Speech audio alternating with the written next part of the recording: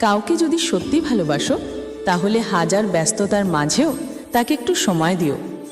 হয়তো তোমার একটু সময়ের জন্য সবসময় সে অপেক্ষায় বসে থাকে।